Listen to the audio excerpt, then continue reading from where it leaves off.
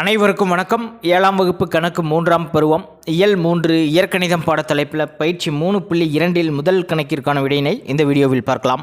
Welcome to Mani math board. X greater than or equal to y எனுமாறு x, y தரப்பட்டுள்ளது. கோடிட்ட இடங்களை பொருத்தமான அசமன்பாட்டு குறிகளால் நிரப்புக.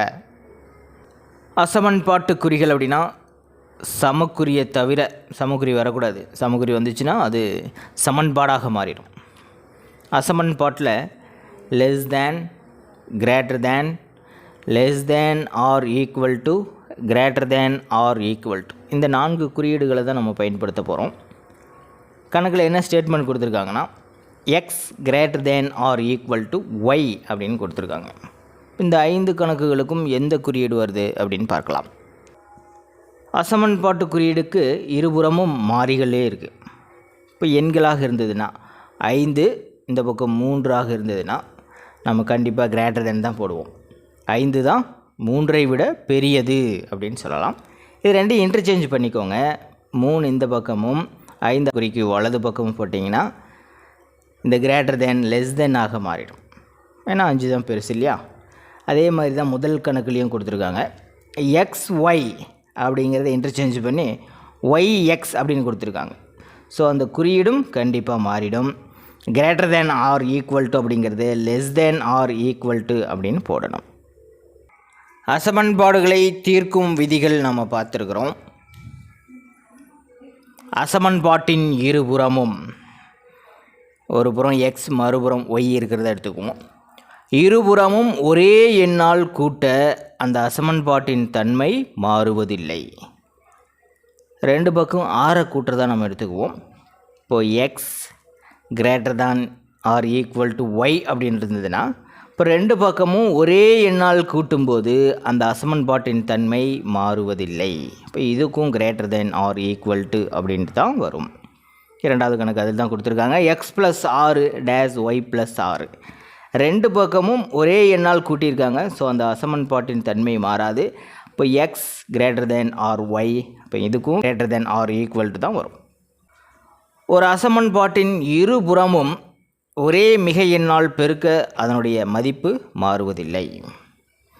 பாருங்கள், எக்ஸ் ஒய் இருபுறமும் இருக்குங்களா? 2 பக்கமும் நம்ம என்ன பண்ணுறோம்னா எக்ஸால் பெருக்கிறோம். இப்போ எக்ஸால் பெருக்குனா எக்ஸ் ஸ்கொயர், இந்த பக்கமும் எக்ஸால் பெருக்குனா எக்ஸ் ஒய்.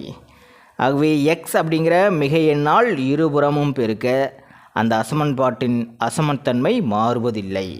இப்போ இதற்கும் greater than or equal to தான் வரும். 4வது கணக்கு பாருங்கள். Minus X Y days minus Y square அப்படின்னு கொடுத்துருக்காங்க.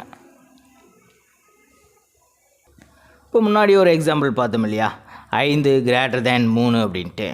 இப்போ 2 பக்கமும் மிகையெண் அல்லாத குறையெண்ணால் பெருக்கும்போது என்ன கிடைக்கும் அப்படின்னு பார்க்கலாம். இப்போ -2 அப்படிங்கிற ஒரு குறையெண்ணால் இந்த அசமன்பாட்டின் இருபுறமும் பெருக்கும்போது -10, இந்த பக்கம் -6 அப்படின்னு கிடைக்கும். குறை எண்களில் எது பெரிய எண்ணா? -6 தான் பெரிய எண். கிரேட்டர் தேன் அப்படிங்கிறது லெஸ் தேனாக மாறிடும். ஒரு குறை எண்ணால் பெருக்கும்போது கண்டிப்பாக அந்த அசமன்பாட்டின் அசமத்தன்மை மாறுபடும்.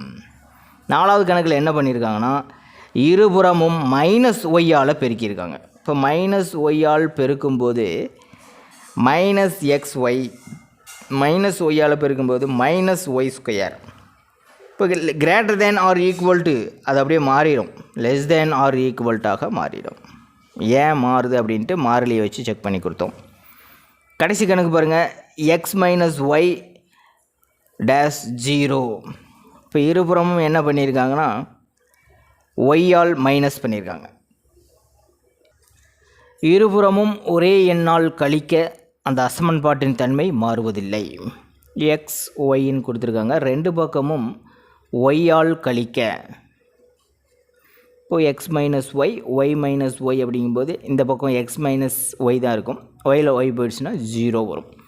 இப்போ 2 சமம் தான், அதனுடைய அசமன்பாட்டின் தன்மை மாறுவதில்லை. So greater than or equal to தான் வரும்.